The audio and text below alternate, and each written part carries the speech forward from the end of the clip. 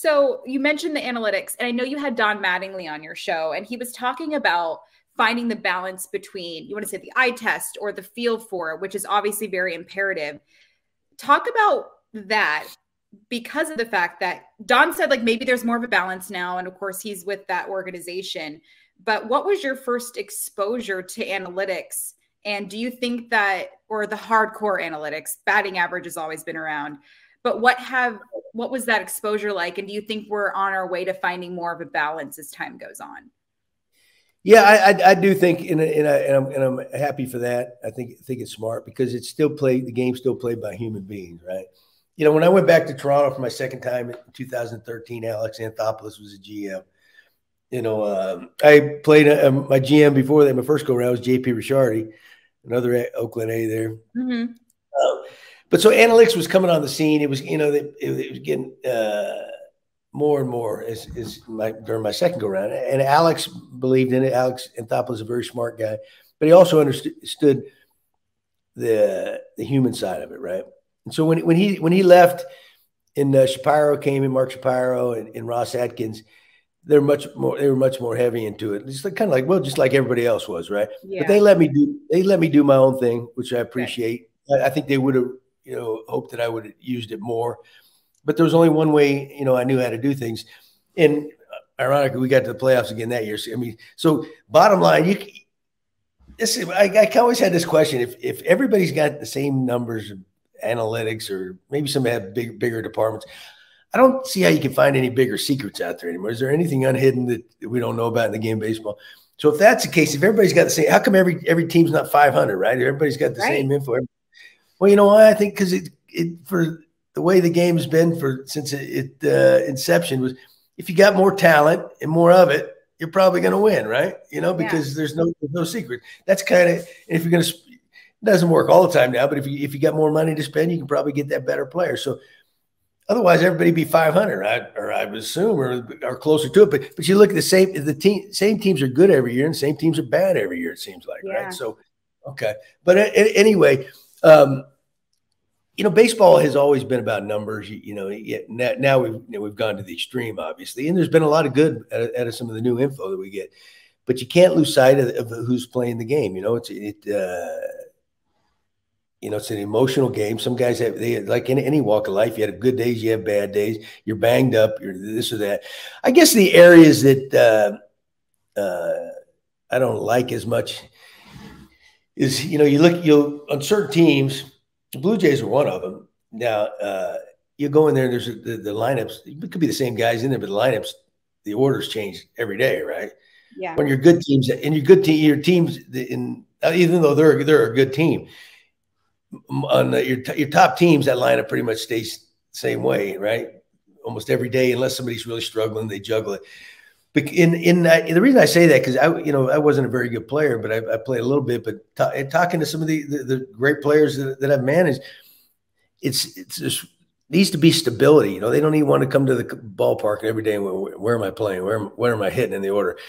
And it may not seem like a lot to most people, and it probably shouldn't be, but there's something to that with these guys being, you know, just the constant, right? They get in these routines. They know, and okay, I'm the number 3 hitter on this team, right? I'm not 3 hitter one day and 6 hitter the next day. So that plays with their mind. People probably go, well, that's stupid. It shouldn't happen. Yeah, you're probably right, but it does. Okay.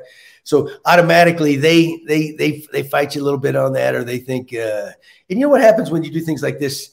The players go, hey, you know, you're a puppet of the front office. And once that happens, forget it. You got no, because you know what? Because now they know they're controlling every move you make. So, you know, so then you lose some respect there, I think, right? Maybe not, but that's kind of my impression. That's the information I get from some of the players, right? And then also I look at, like, you know, what drives me nuts is I see the way pitching staffs are handled now, right? That, you know, the big thing is third time through the lineup. Yeah, that may be the case, and there's a lot of value in that. But what I don't understand, I see it happen all the time, is on any given night, right? That might be that pitcher's night, right? He could be a kid that just got brought up from AAA for one start, he might be on that night, right? Okay, if that's the case, let him go, right? Let him go. Let the game dictate. You know, if you got a little lead, you know, because you know guys do spectacular things on any given night in this business. Now he may pitch the next 5 more starts and never get anybody out, but this is his night, right? But I see guys they'll yank guys third time through the lineup. It's like automatic, and you know the guy giving up 2 hits all night. It's like really, and that not just for that reason. You know, I understand that to win, you have to have a good bullpen, right? And what happens if you don't let them go every now and then, if you don't push them, you kill your bullpen, right? And then you get to the end of the year, and if you're a playoff type team, these guys are out of gas. You know, it's like the kid the other night for Seattle, right? Kirby, you know, they leave him in the game, service 11 in the game, and you know he coughs it up, and then he says, "I shouldn't have been in there." I said, "What?" I mean, come on, I don't think anybody's ever heard that. But meanwhile, I think their top 2 relievers have pitched 3 days in a row, so you can't pitch it. They need a break because, you know, your starters aren't going long enough on, you know, that's just kind of the way the game is. And then he comes out and hangs himself in the most selfish things I've ever heard, you know? Yeah. So I think, you know, somebody's suffering for it if you yank a pitcher earlier, you know, I get it. That's the way the game needs to be. But, you know, Davey Johnson always, when I first got to the big leagues with the Mets in the '84, he was the manager. And one thing I always learned, I was talking to him one day. He said early in the season, you know, there could be either the starter or he could even have a reliever in the game.